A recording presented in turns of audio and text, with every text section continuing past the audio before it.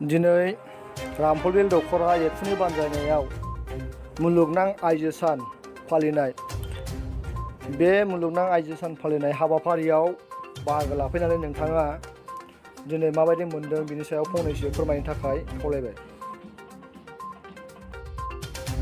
जोबोद गोजोनथाव बेयाव दिनै बिबुंथि होनो मोननानै आं जोबोद गोजोननाय मोनदों। मानो होनबा बेयाव दिनै रामफलबिल दख'रा बर' फरायसा आफादनि सिङाव थानाय 104 गामिनि गासै आइजोफोरा खौसेयै बाहागो लादों आरो बिथांमोना ओरैबायदि गोसो होनानै खोनासंदों। आं सानो दिनैनि बेयाव आं जि बिबुंथि होदों बे बिबुंथिया माने ओरैनो थांगारनाय नङा। मानो होनबा बिथांमोना आंनि बिबुंथिनि गेजेरजों गोबां सापर्ट होदों आरो आं बिथांमोनखौ समाय लाहोदों जाहाथे दिनैनि सानावनो माने नैबे ओनसोलनि गासै आइजोफोरनि रैखाथिनि थाखाय खामानि मावनो जयै ओंखारो।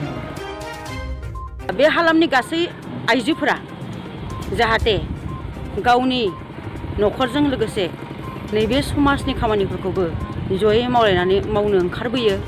गावनि न'खरनि गासैबो हाबाफारिफोरखौ जाहाथे मोजाङै जोथोनै मावलांनो नाजायो। गावनि फिसा फिसौफोरखौ सोलोंथाइ बिथिङाव जाहाथे मोजाङै आगान दिन्थिनानै होनो हायो। आं बेखौनो हास्थायो।